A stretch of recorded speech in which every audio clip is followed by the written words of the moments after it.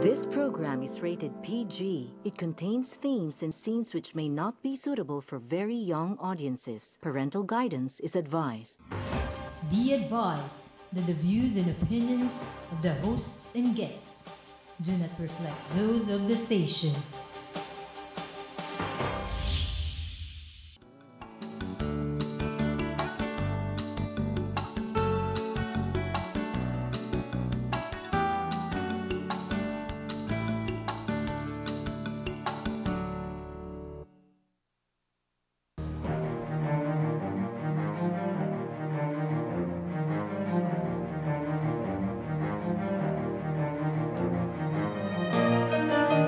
Good evening, welcome to Icons and Circles.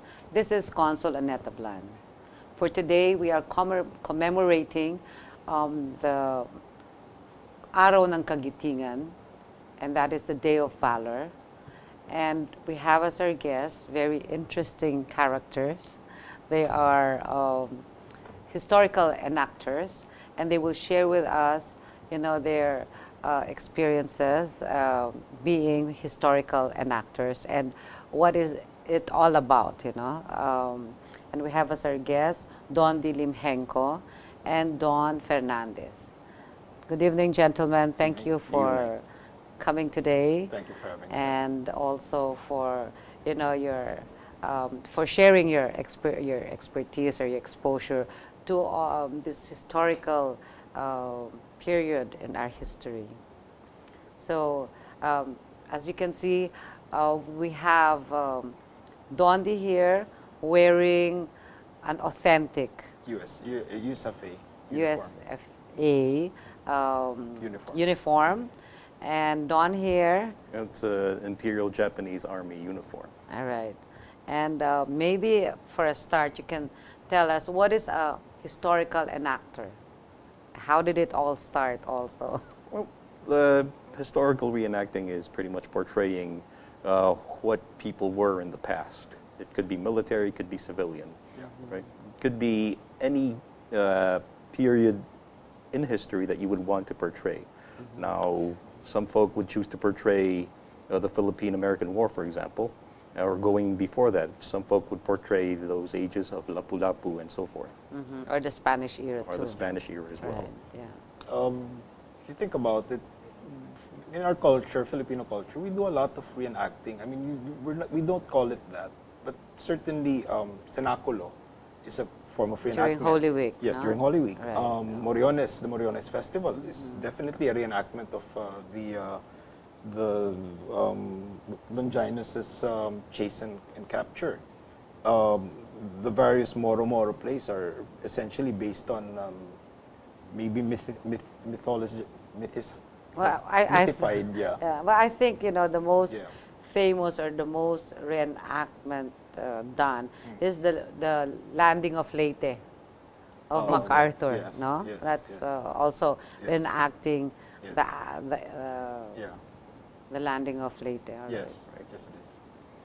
Okay, so when did you start doing this? It's Well, it could be traced back all the way probably through grade school. We all had little bits and hobbies. In my case, for example, I started off assembling model kits. Then I happened to collect old World War II junk laying around my hometown. Then later on, I decided personally that it could be put to good use somewhere. I met up with these gentlemen playing airsoft, which is another hobby where we play Simulated war games. simply plain old war games using some replica gear. Then we decided, why not let this go take off, and that's what we're into right now is another hobby. all right. So you have this Philippine Living History Society that you founded. Well, well, we're members. Yeah, we are members now, All right. but it's a great membership. Yeah, just for the benefit of our viewers, I was introduced to this interesting gentleman by Professor Jose Custodio, who's a military historian. And, we've thought it befitting to have this gentleman guest tonight. And, so why do you think, it's important to have these reenactments also? And you know, the value of it? Largely because if events as recent as, let's say, martial law are already being rewritten or being forgotten by generations, now what more events Before 50, that, 60, 70 yeah. years ago? Part of what we do, of course, is there's a passion among, we all love history, military history, world history, Philippine history. But we also feel like there's a need for us to continue to educate the generations, even people our age are sometimes appallingly ignorant about things that actually happened in the past. Yeah, it's like buried with the past, no? Yes. If And the there saying are goes. movies you can watch, and certainly, but there's something to doing it live, reenacting it live.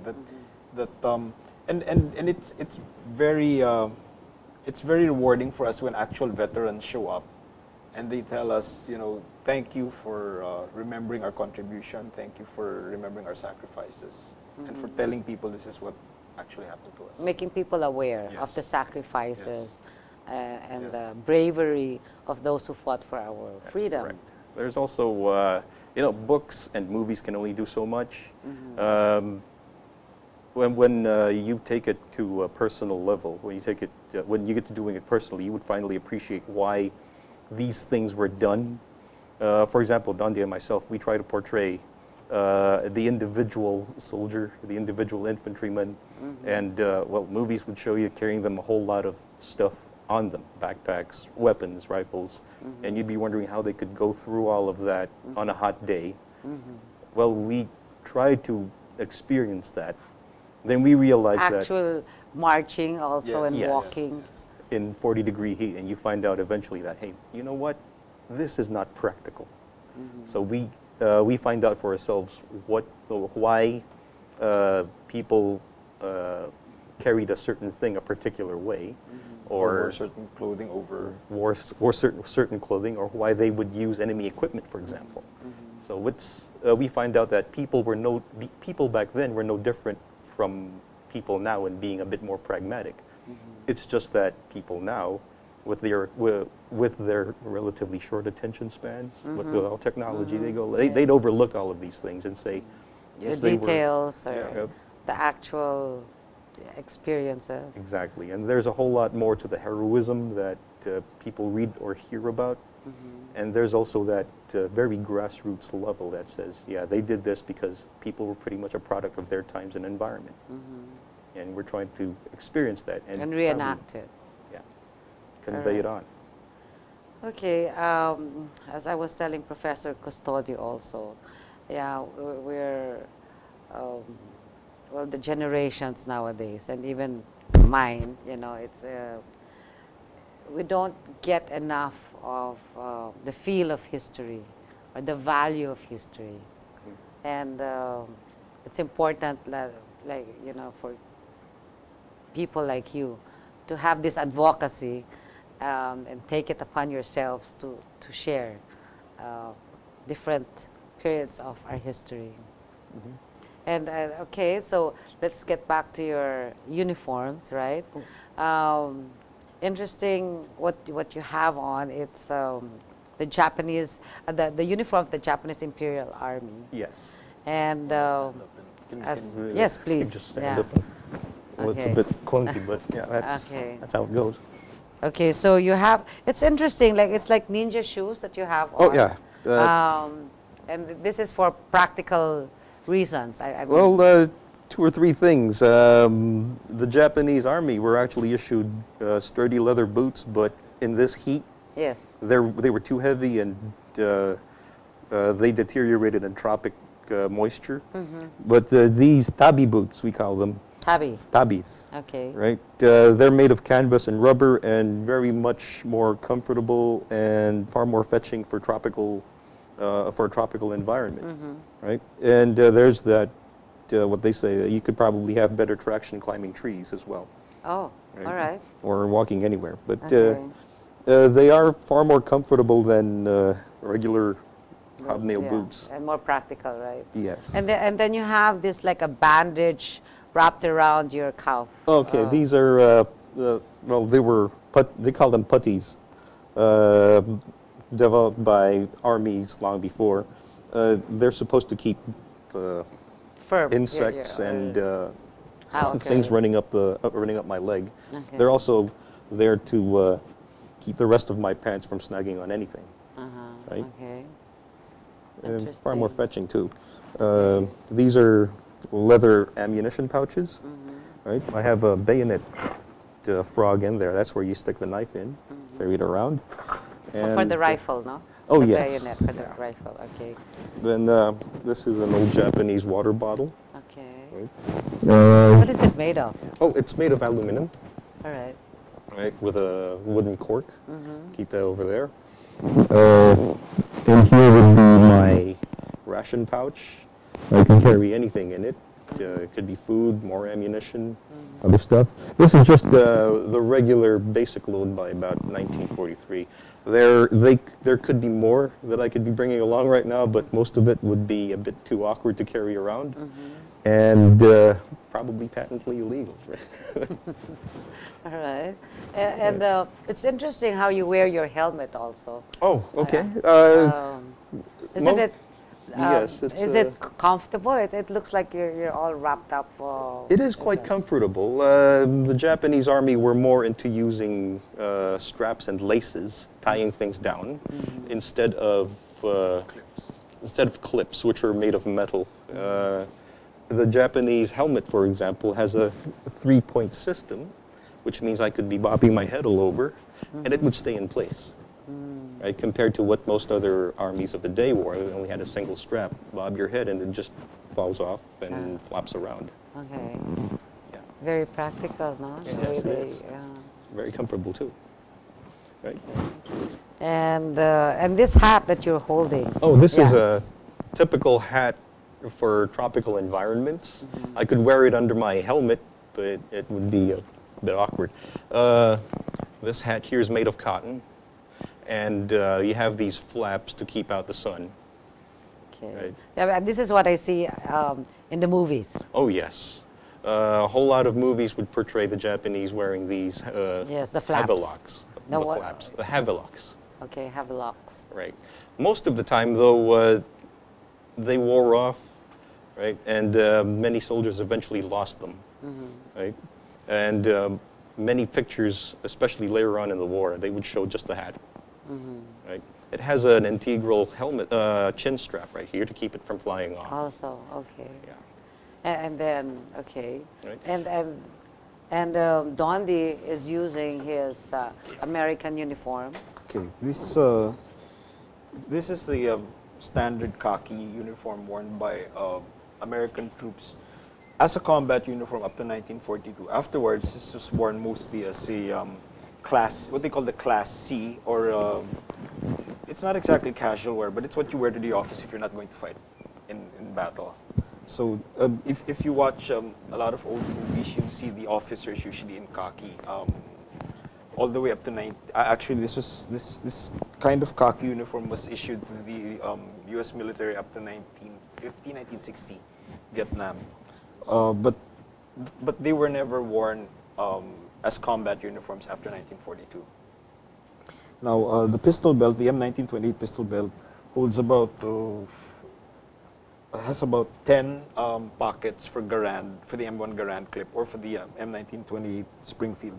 Of course, I don't have the Garand rifle right now, but the Garand is a semi-automatic rifle that was first issued, first used in battle here in the Philippines in 1942.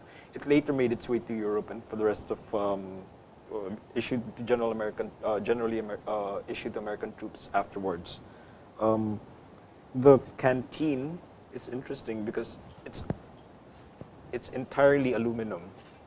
The one as compared to the other one. Even the cap is aluminum. Now, this was actually issued in 1918, and it stopped being regular army issue. I think about 1918. Yes, this actually dates from about 1918. This series. Like First World War. Yes, First World War. Afterwards, the cap it still looked about the same, but the cap was plastic, which started appearing in use about the mid-40s. And the body was eventually became stainless steel instead of aluminum. The interesting thing to note about military uniforms of the era is that you could say it's almost 100% organic, in that there were no plastics. Obviously, in 1941, 42.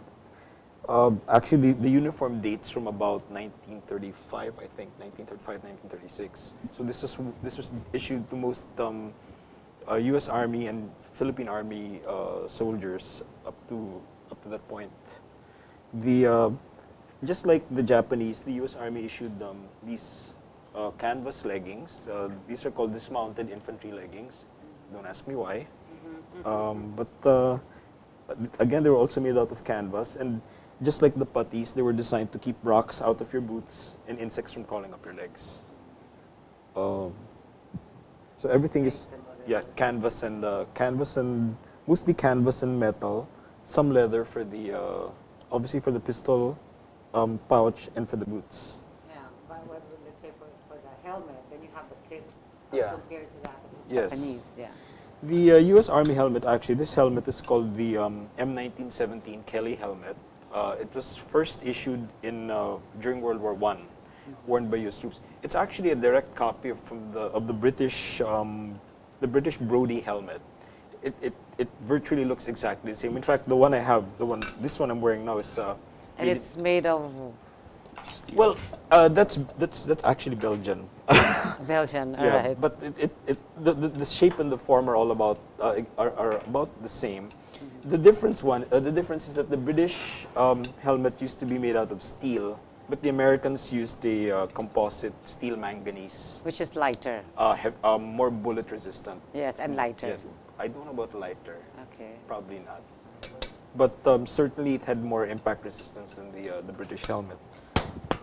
Oops, and my sound came down. All right. Yeah. Interesting. Yes. Well, we'll take a short break, and I'm sure our viewers out there would like to know more. Stay with us.